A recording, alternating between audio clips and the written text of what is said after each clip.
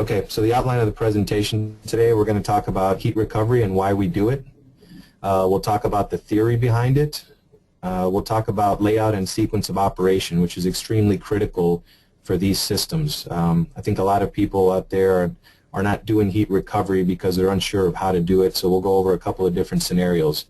We'll go over chiller configurations and selections, different ways to pipe and install the chillers. We'll be looking at pony chillers as well as redundant chiller applications. We'll look at a couple of different products and offerings from Carrier, and then we'll go over some example jobs showing energy analysis and financial analysis on when heat recovery makes sense. So why do we do heat recovery? I'm sure many of you have seen a slide similar to this before. This is from the Department of Energy study back in 2011. And it's showing you that out of all the energy consumption in the U.S., 40% of it comes from buildings. And from that 40%, you've got 40% HVAC and 10% water heating. So you've got about 50% of your total building energy usage is coming from HVAC and water heating. So what can we do about that? Well, if you look at the ASHRAE code, okay, under section 6.5.6.2, heat recovery for service water heating, many buildings will actually fall under this requirement. Well, they will make you do heat reclaim and heat recovery. And part of those criteria is as follows, is if your building operates 24 hours a day, if the total heat rejection exceeds 6 million BTUs, which is equivalent to about 400 tons of chiller capacity, and service water heating load in the building exceeds 1 million BTUs, which this is equivalent to about a 1,000-bed nursing home or 75-room full-service hotel. So obviously in downtown Chicago and many of the surrounding suburbs, this is an application that probably comes up quite often. And what this code requirement says that if your building falls under that criteria, you will have to provide the smaller of one of the following: 60% of the peak heat rejection load at design conditions, or preheat of the peak service hot water draw to 85-degree condenser. The second one is the one that most people will sometimes lean towards because from an engineering or design standpoint, it's very easy to do, but it's not a very efficient way to do it. And that's what we're going to be talking about today. So, based on that slide here, we're going to go into our first question.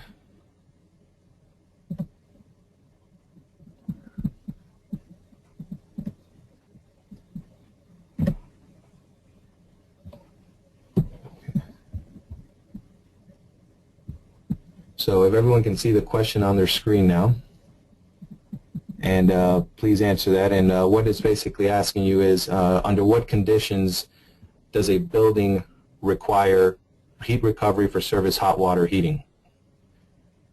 Is it A, operates 24/7, B, total heat rejection is equivalent to 3 million BTUs or 200-ton chiller heat rejection, C, service water heating load exceeds 1 million BTUs, or is it D, A, and C?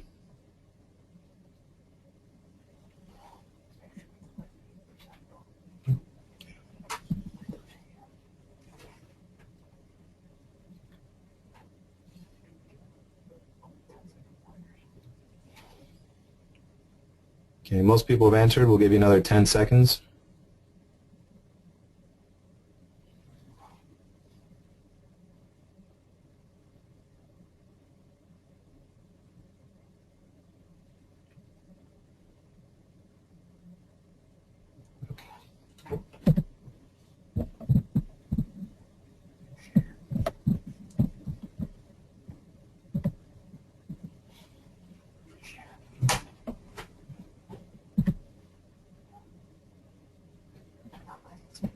Okay, so there are the answers. So the answer was D, A, and C.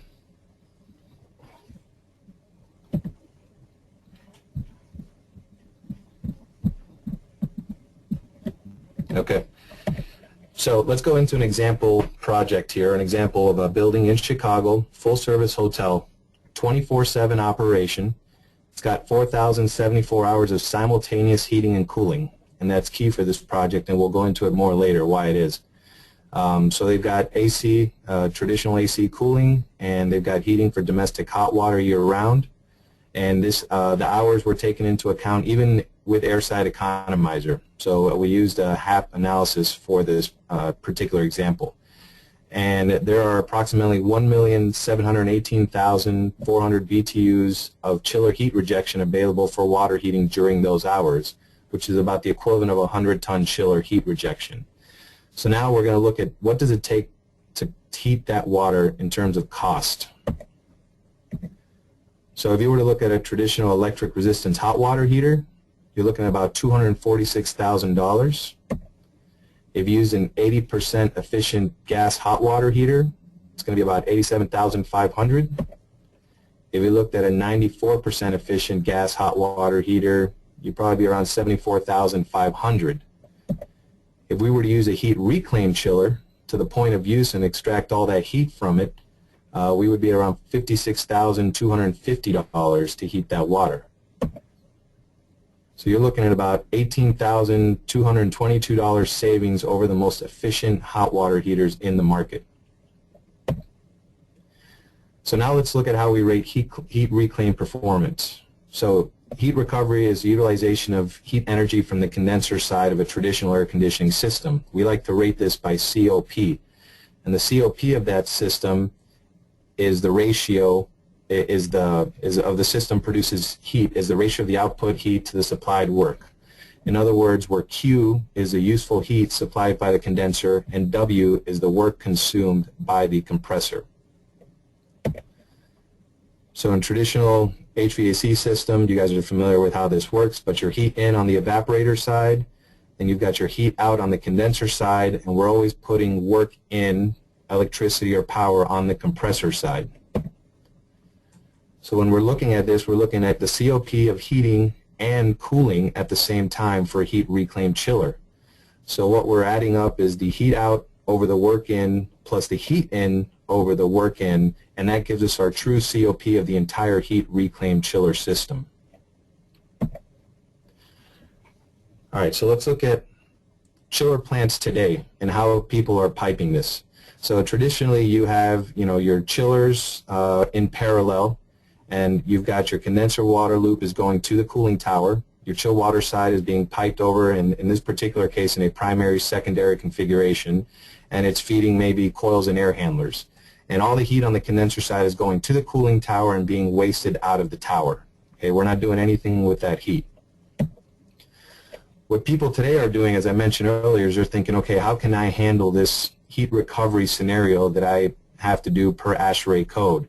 And they think that by maintaining an 85-degree or high condenser water temperature on the chillers, they can meet that 85-degree minimum to service the hot water. The problem with that now is that you are maintaining a high lift condition on the chillers. Okay, and for those of you that aren't familiar with lift, lift is what we equivalent to the leaving condenser water versus the leaving chill water. It's also known as the amount of work that the chiller has to do. So in Chicago, for example, in our part of the country, we get a lot of cold condenser water relief days. So it's important for us to try and always maintain that lower condenser water, because the lower the condenser water, the higher efficiency that our chillers are going to operate at. So this may be an easy way out on the design side, but from a cost standpoint to the owner, it's going to really affect their bills in the end, and it's not a very efficient way to do it. Again, this is just showing you a little bit about what lift does. VFDs on chillers, which I think most of you have seen, are used in probably over 90% of all chillers in our market today. The reason they use them is not because of capacity, but VFDs are like weather tracking devices. Okay, VFDs reduce the speed of compressors based on lift.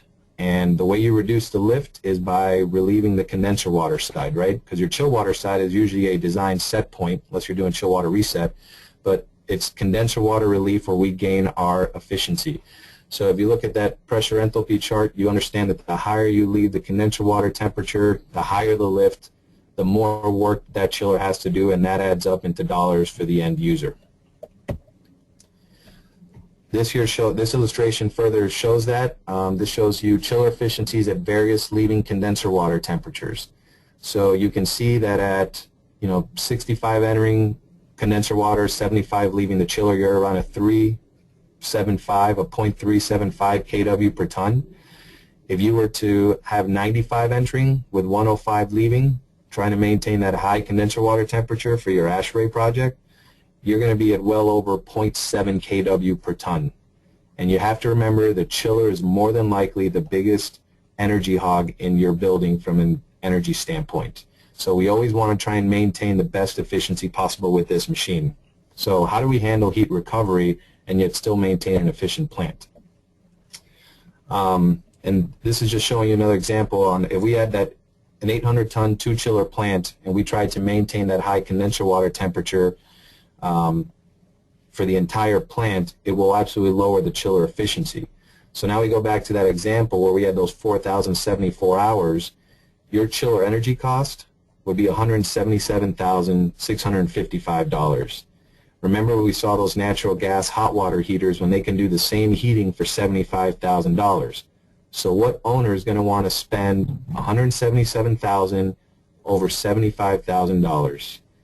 It just doesn't make sense. So again, it was easy on the design side to do that, but the owner is going to pay for it. So there's a better way, and how do we do it? So there's two different types of heat recovery options that we can look at. One is a de-superheater. This is very common. We've done this a lot in the Chicago market. This is a refrigerant to water heat exchanger, and it's between the compressor and the condenser, typically in series. And what we're trying to do is capture that heat from the superheated refrigerant. Okay, provides uncontrolled hot water temperature. It allows the chiller to produce higher hot water temperatures, which is anywhere between 115, 120 degrees or so. And then there's only a small quantity of heat available, but a lot of times this is because the superheater is used in application where maybe you don't have that much heat. Maybe you're just reheating VAV boxes. Maybe there's a small amount of domestic hot water heat. It's just a very simple way to do it. You don't gain all the heat out of it, but you definitely get some energy savings. So this is one option. The second option is to do a full condensing heat exchanger. Full refrigerant to water heat exchanger. Captures all the heat from the refrigerant condensing process, allows us to operate at much higher hot water temperatures, up to 140 degrees, as you'll see later in some of our machines. But a large quantity of heat is available here as compared to the de-superheater.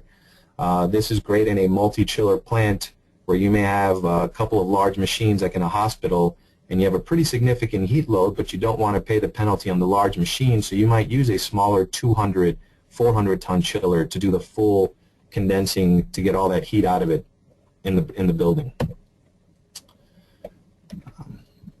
So with that, we're going to go to our next question.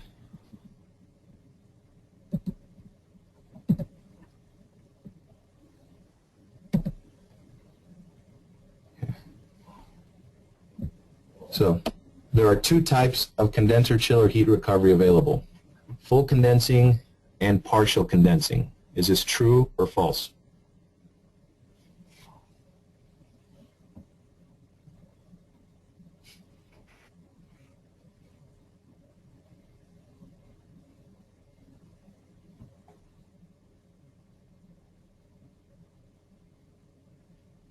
Give it a few more seconds.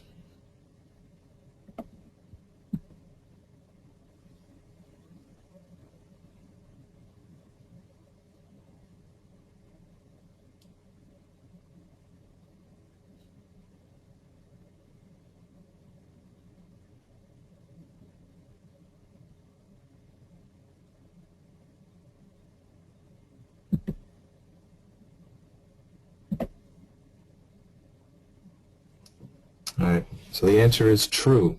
Right, so that we can either use a de-superheater when you don't have that much heat that you need to account for, or depending on your application, you may want to capture all the heat out of that heat rejection from the chiller. In that case, we want to go full condensing.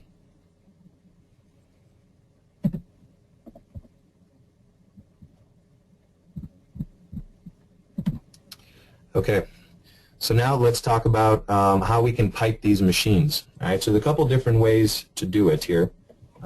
Just go back here.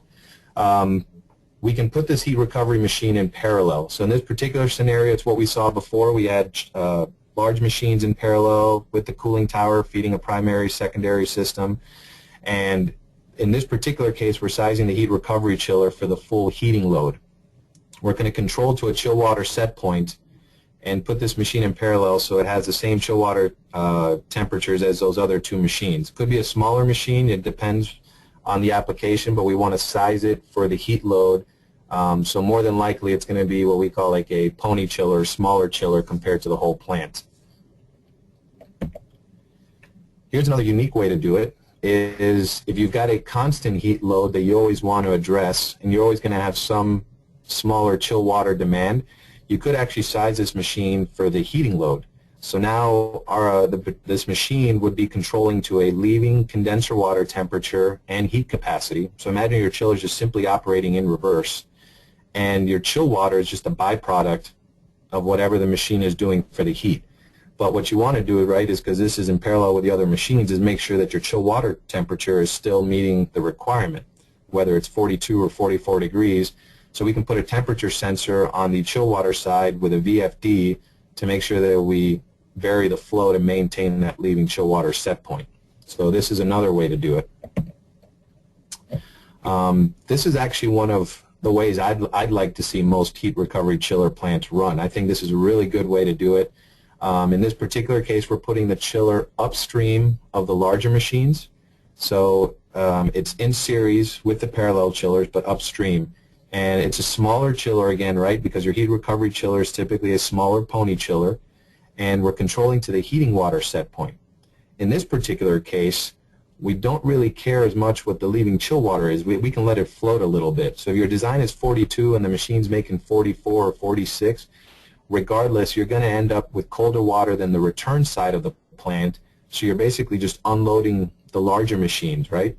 So if you're unloading those machines, those are going to be operating now at part load and operating more efficiently as well. So this is a nice, easy way to do it. Again, depends on your application, but you're controlling the machine off your heat load, and you're unloading your larger plant, making it operate more efficient. And again, if you're doing it this way, you want to specify what we call low source protection.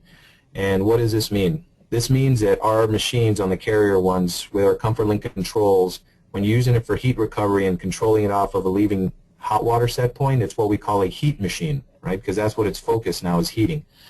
And so low source protection prevents overcooling by reducing compressor stages, because what we don't want to do is keep those compressors running full blast. If your heat load drops a little bit, you're rejecting that much more heat. That means now you're going to end up overcooling your evaporator side, and so this will allow your compressors to stage to maintain a certain leaving chill water set point. So helps the chiller run safer and better. Here's another option for those of you that have seen the presentation or heard some of us talk about it. Carrier 23XRV is the most efficient chiller in the marketplace, from 300 to 550 tons. If you put them in series, you could have a 1,000 or 1,100 ton plant, and it would be an extremely efficient plant having them in series counterflow.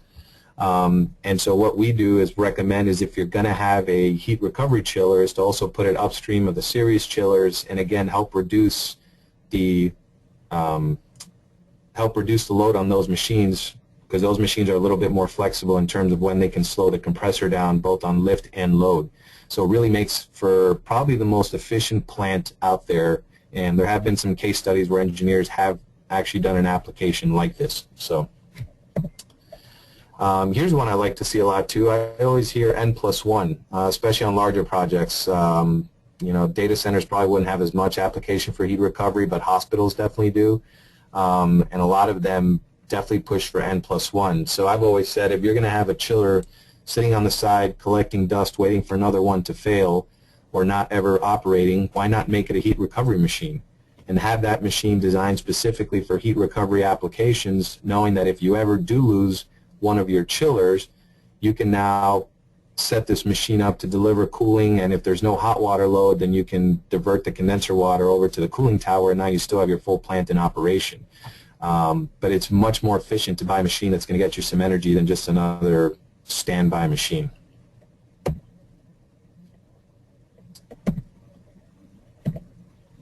Okay, so there's a lot of different applications where we can use these machines, and it's really endless. I mean, it's depending how creative you get, but we can do it for potable water. We can provide a double wall vented desuperheater, or you can pipe it to a heat exchanger. You can use it for VAV reheat or space heating. Pool heating is great. We love using it for pool heating applications. If you have a school or a gym, again, just use the proper heat exchanger. We can use conventional chill water temperatures, and as I mentioned before, we can do redundant chillers. We can do one where we match the heat load or make it a pony chiller in a larger plant, and that pony configuration allows for a higher number of run hours at the right size application without taking a penalty hit on your larger machines. Many times it would be your first on, last off chiller. So let me go into the next question here.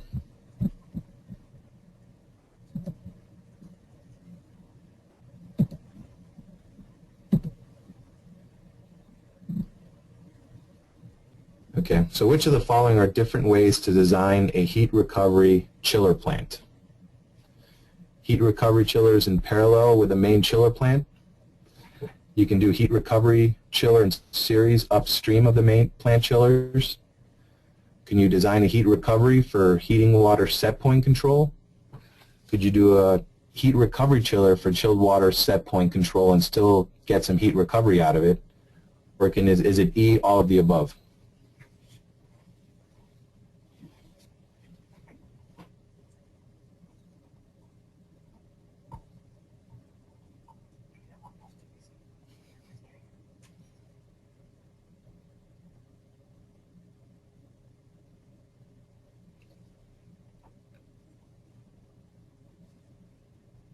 Give 10 more seconds.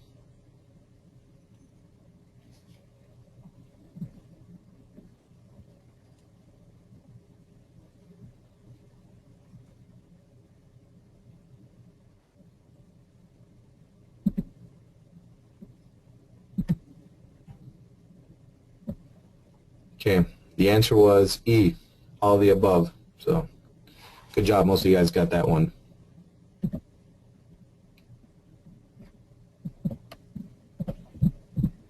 Okay, so, all right, so let's talk about heat recovery seasonality. When and how do we want to apply heat recovery? So if you look at this chart, point A represents winter conditions that require heating and small amounts of cooling, right? So the majority of the heating is during the winter time. Point C represents summer conditions that require cooling and small amounts of heating. So the question is, where do we want to size our heat recovery machine for? And the ideal spot is right where you see the area under the curve, area number 2, because that's where you're going to have simultaneous heating and cooling loads.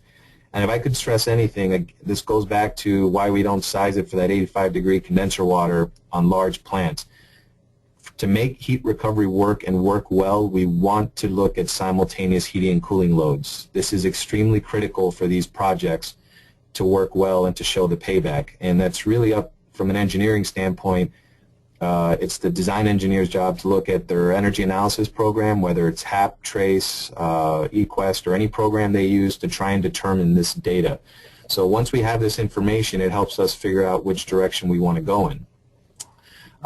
So if you look at this example here, using a conventional 95% efficient condensing boiler at 3.7 kW per ton, and that was done, we just converted it from BTUs, and high efficiency variable speed cooling chiller at 0.35 kW per ton, it'll yield operating costs of around $95,000 per year. Okay, so this is a typical plant that you see today with no heat recovery. So now someone comes in and says, well, let's see if we can do some heat recovery. Let's keep using that conventional 95% boiler, and let's put a heat machine so that if original heat, or that original chiller we were looking at, variable speed, high efficiency, we want to run this thing with 85-degree or 80-degree condenser water all the time. Get that heat recovery. And now you're operating that machine at 1.5 kW per ton, and that's going to yield you about a 10% loss, because now you can see you have about $107,000 in operating costs.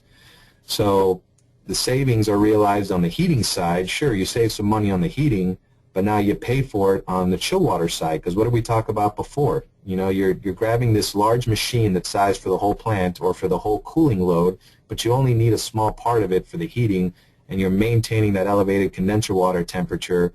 You don't allow that machine, that compressor, to slow down, and you're just really hurting that efficiency.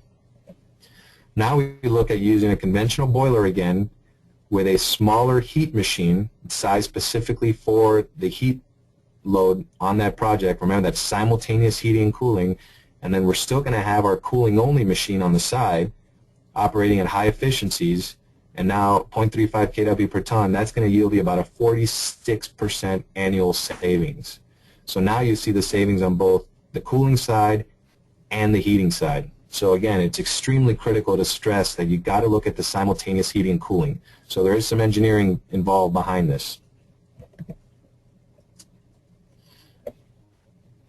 So heat reclaim can chill water at 44 degrees while heating hot water to 140 degrees for 1.4 kW per ton.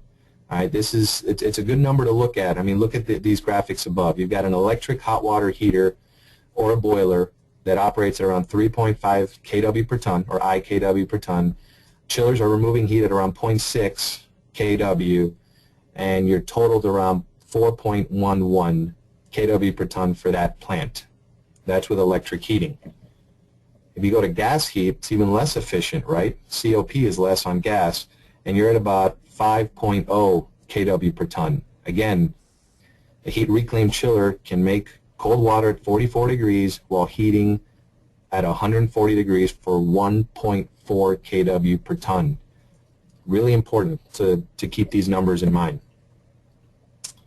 So domestic hot water use, again, this has to be determined by the design engineer or design build contractor, but you've really got to look at your software analysis to figure out, all right, how much hot water do they require and when are they using it throughout the year. And then you can do this a couple different ways. You can either say, all right, I'm going to size this for strictly a heat load, simultaneous heating and cooling all the time. All right, so you're going to have a smaller heat recovery chiller, but it's going to operate very efficiently. Depending on the load profile, you could look at a slightly larger chiller. Okay, so if you look at a slightly larger chiller, now you may be able to put some of that extra or additional heat into a storage tank. And so so you don't want to size it too large, right? Because then we're oversizing it, and you're not going to have anywhere to put that heat. But if you size it just about right, you could take advantage of that extra heat, put it in a storage tank, and then in those times of the year where you have bigger heat demand than your heat machine can handle, you've got that water stored up. So let me go into the next question before we go into this part of the slide here. So this will be the final question.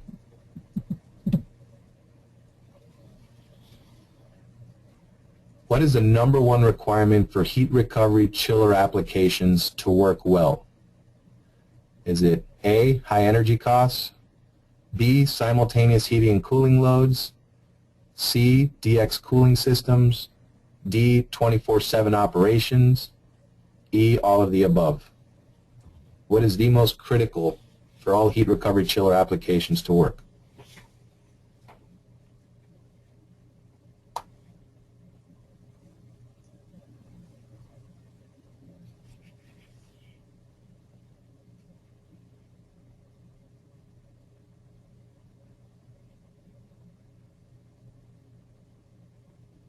All right, we'll go 10 more seconds.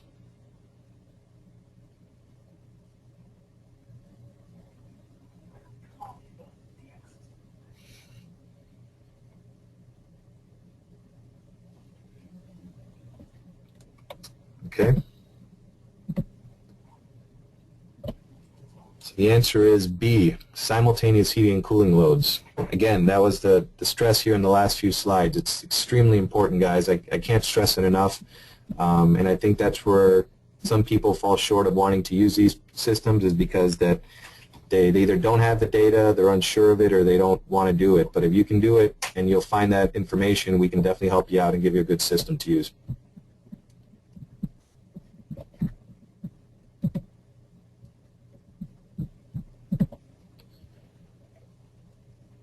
Okay, so now we're going to look at a couple of different product offerings from Carrier. 30HXC machines, great machine. It's been around for a long time. This machine will make up to 142-degree condenser water, and it can make up to 120 degrees with a compressor modification. Essentially, we're using an air-cooled screw machine and screw compressor to make that higher condenser water temperature. It is full condensing, so we use the entire condenser barrel for it. And again, if you're going to use it for potable water, you'd have to send that or pipe it to a heat exchanger. It is not approved for potable water. But if you're using it for process or VAV reheat or some of that sort, then it'll work just fine. 30HXA, similar to the 30HXC, this is our air-cooled option with remote air-cooled compressors or condensers. This can make up to 135-degree hot water.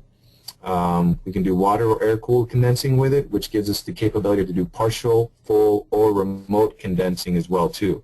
So this is one of those applications where we could look at a de-superheater or even put a potable type double wall vented heat exchanger approved for potable water use in this application as well. 30XW, it's what we call 30HXC's big brother. This machine goes from 150 all the way to 400 tons. This machine's standard heat reclaim option will make up to 140-degree hot water. So it's full condensing again. No option for a potable water heat exchanger. That would be external to the machine. But again, it can go 118 standard, or we do a heat reclaim modification to it up to 140 degrees. Great machine, dual circuit, 2 compressors at the large sizes. And again, this is the machine that we're kind of seeing for the large plant operations where you have like a couple 1,000-ton machines or 800-ton machines, and you've got something that 300 to 400-ton simultaneous heating cooling load for a good number of the year. This is a great machine to use. And again, the COP of the machines, total heat recovery on the 30XW 200, this was an example that we ran, and when you add in the heat in on the evaporator side, the heat out on the condenser side, plus the power input to the machine, you're getting a COP of about 7.1 when you're looking at electric boilers with a COP of about 1. The 30RB, this is actually one of my favorite machines, and I think it's underutilized, and maybe it's because most people don't realize its capabilities, but the 30RB chiller has been out for a while now.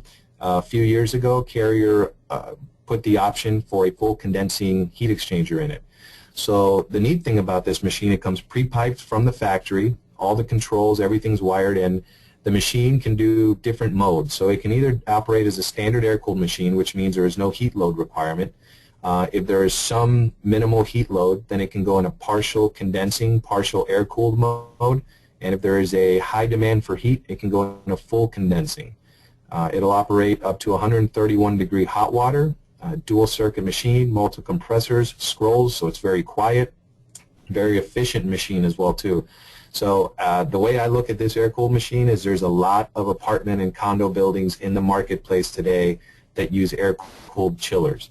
A lot of the machines I've seen have an air-cooled chiller on the roof with a mechanical penthouse with the water heaters or the boilers right next to it.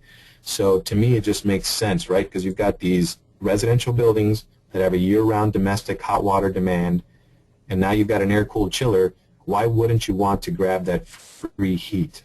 It's right there, and it's a very simple installation. So the next time you're either designing a new project or replacing an air-cooled chiller, first questions I ask, if it's a residential building, where are the water heaters or the boilers for the domestic hot water? And if they're close to the air-cooled chiller, this is a no-brainer. So again, make sure you talk to us if you have that application. On the smaller side, we have air-to-water or water-to-water heat pumps, which can be used just as a heat recovery chiller as well too. No different than geothermal applications like you guys have been doing. But the external heat exchanger would have to be used for potable water, but you can get this in small tonnages from 1 to 35 tons. So this might be very useful maybe in a school application where you don't have that much domestic hot water, maybe some locker rooms, some small areas. Again, it's a nice application and an easy fit. 30MP, our modular chiller. We've had a lot of success with this machine as well. This machine's available from 15 to 45 tons. Eventually here, I think in the next few months, we will get some larger modules out as well too. And this one is available in full condensing as a 30 MPW or condenserless 30 MPa with remote condensers. So this again is one of those where we could either do the full condensing with it or we could do a de-superheater for those smaller heating loads. So now let's look at an example resort to get a feel for what the energy analysis would be on a project. This is a multiple parallel chiller plant with year-round cooling load. Predictable domestic hot water use is easy because it's a hotel project. Heat reclaim chillers are sized for the domestic hot water heating only, and the chiller also provides 44-degree chilled water as a byproduct of the domestic hot water heating. So we're always maintaining that 44 chilled water. So we maximize the run hours on it because there's a lot of use here for hot water. And so what we do is, you can see this is right out of our carrier output report for the chiller. You've got your heat in, 101.6 tons of cooling, which we convert that over to kW, about 357.4. You've got your work in, your compressor input power at 172.1 kW. And then you've got your heat out, which is 503.7 kW. It's your heat rejection. When you do the math in the COPs, you'll see on the heating side we're at 2.93. On the cooling side is 2.08. Combine them both for a total system COP of 5.0. We're using all of that heat rejected to make hot water on the domestic side and offset the boilers and or hot water heaters. All right. Again, you have to remember, you may not have to, you don't size it for all the heating. Your boilers may still run, but you're going to unload them. All right. And so we're really getting a lot of energy savings here. Again, because it's for simultaneous heating and cooling. All that energy from that machine is being used. So the COP heat from the heat reclaim is 2.93, as we mentioned.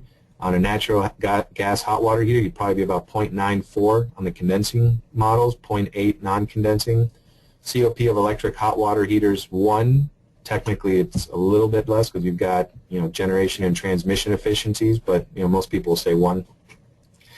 So the COP heat reclaim total of 5, just really blows it all out of the water. So again, whether it's just a regular application trying to meet code, but if you're especially looking at lead projects, this is going to get you some serious energy points if applied correctly.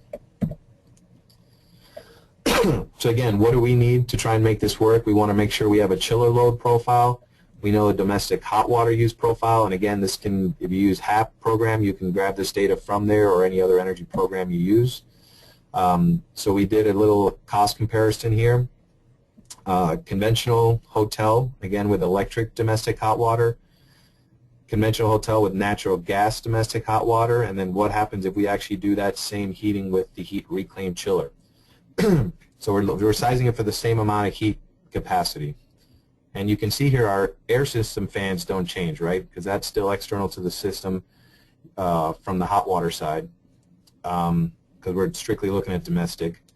Cooling side, we're going to pay a bit of a penalty, you can see on the hotel with the heat reclaim, because we're using elevated condenser water temperature. But again, it's the smaller pony chiller for the heat reclaim. We're not doing it to our whole plant, but we are acknowledging that we're paying a penalty for it. On the pump side, we save a little bit on the pumps because now we're not pumping that condenser water all the way to the towers and paying the pressure drop penalty through towers. And then cooling tower fans, we're not running cooling towers when we run that heat reclaim machine, right? We're getting all the cooling and rejecting that heat over to the domestic hot water side. So when you look at the subtotal, yes, we're paying more on the HVAC side, but now let's take a look at the domestic side, the hot water. So your domestic hot water electric heater was $280,500 okay? And now you've got your domestic hot water natural gas is almost $114,000, all right? And our machine, we already accounted for all the costs with our heat reclaim up on top with the cooling, with the compressor run hours. So when you look at the total, grand total, we have some very significant annual savings over electric and even gas hot water heating. Very significant, almost over $110,000 compared to gas hot water. So when is the best time to do a project for heat reclaim? Again, new construction, if someone's already purchasing chillers, if you're adding chiller capacity and they're requiring another chiller, I always ask the question, what's the application? Do you have any hot water heat demand, process, domestic? Are you planning a chiller replacement project in the near future? But the key thing is to, again, I'm going to keep stressing this, go back and look at your simultaneous heating and cooling loads, size that chiller accordingly, and then do a cash flow analysis. I'm not saying it's going to meet the job intent every time. It depends on the run hours. Sometimes it may, sometimes they may not. Most of the time we find that it will. But in order for an owner to understand what he's purchasing, someone needs to show him these numbers. So there's an economic example that we're going to show you now. So we used a guideline. This comes from Jones Lang LaSalle. A lot of these building management companies have these dollars per ton that they equivalent to replacing different equipment in a building. So they use about $1,000 per ton for chillers. So we'll use that for this particular example. So in this case, they've got an existing 400-ton chiller and they need to add 100 tons to the building. So they're looking at adding a 500-ton chiller for the project. The 400-ton chiller is already old. So it's a very old unit, maybe 20, 30 years old. Very bad part load efficiency values at 0.705. So if you put a new 500-ton machine in there, you'd get part load values. Again, this is very conservative at a 0.444. And we're going to use that $1,000 per ton replacement cost and assume about 2,500 run hours per year for that machine for the heat recovery. I'm sorry, just for the operation. And so you're looking there that energy savings wise, so we're paying $500,000 for the chiller replacement, and we're saving about $31,320 per year on the cooling side. So it is a more efficient chiller. But, and I think most people can vouch for this, on a large chiller replacement, you're typically not doing it for the payback, because in this example you can see you're about 16 years out. Most large chiller replacement projects are in this range. Most people are replacing chillers because they're simply at the end of their life. Even with rebates and all, I mean, you're still looking at over 10, 12-year payback. So how can we make it more attractive is say, okay, why don't we look at a 100-ton heat reclaim chiller addition? And this machine's going to get a few more run hours because we're going to get some heat out of this machine even at the low loads. Again, $1,000 per ton replacement cost. And we add in the heat exchanger because we're using it for potable water. This machine will be your first on, last off. We're taking into account the pump electrical decrease that we had mentioned before, cooling tower fan decrease. We are acknowledging the additional chiller cost because, again, we're operating at a higher elevated temperature. So that's going to be about an additional $8,400 per year in chiller energy, electrical. But the natural gas savings is almost $59,000 per year on the heating side. So when you do the math, now you're looking at a simple payback in somewhere just over 2 years. So again, this is pretty significant. If that other machine doesn't have to go right away and they can last a few more years with it, maybe 5 more years, why not put that heat reclaim, start saving the owner some money now, and then they could replace it with another 400-ton later.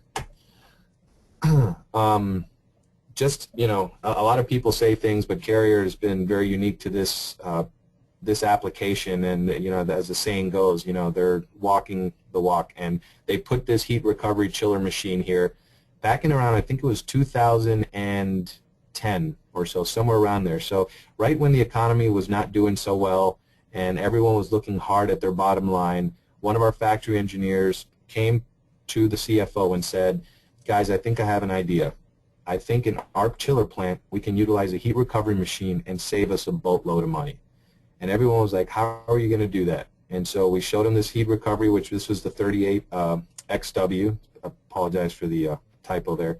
The larger dual circuit machine, and they said we can use this one and use this for all our lab testing and heating and unload our boilers. And anyways, the bottom line is that the factory gas bills were cut by 44% year over year, and they have been tracking this for the last 4 years plus, and they are averaging an annual savings rate of $103,000 by using this heat recovery machine. There are many times they don't even turn on their boilers.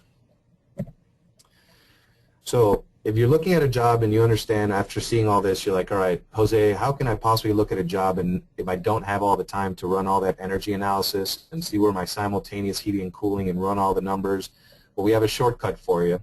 We have a heat machine reclaim cost estimator. It's an Excel sheet. It's pretty simple to use. Any of your Carrier TMs or sales engineers can help you out. Just call them up. We have this.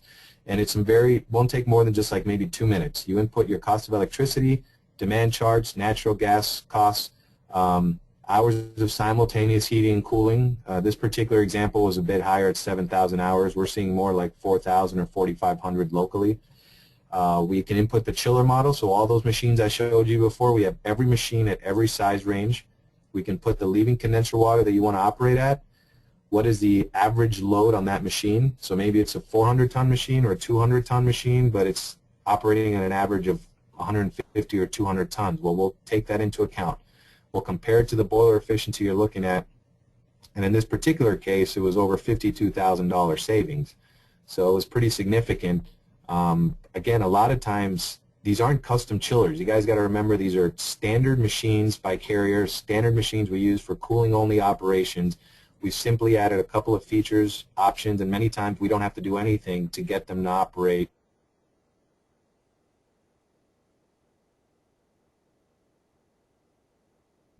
for your applications for heat recovery controls. But again, we have this available for you, so if you want to use this, you can figure out whether or not your application or job makes sense for heat recovery. So again, chiller plant heat recovery, it saves energy, a lot of operating dollars. It can help increase your lead points if you really crunched on a job. A lot of times you have to do it anyways for ASHRAE, so let's make sure we do it the right way. Helps reduce greenhouse gases. And we also have white papers. So if anyone is interested in those white papers, please email us or again ask your Carrier sales TM and we will get you those white papers. We have really good ones on the water-cooled side as well as on that air-cooled machine. So I'll leave this up now if there are any questions. I don't see any as of this moment, but if you have any, I'll be on for a little bit longer.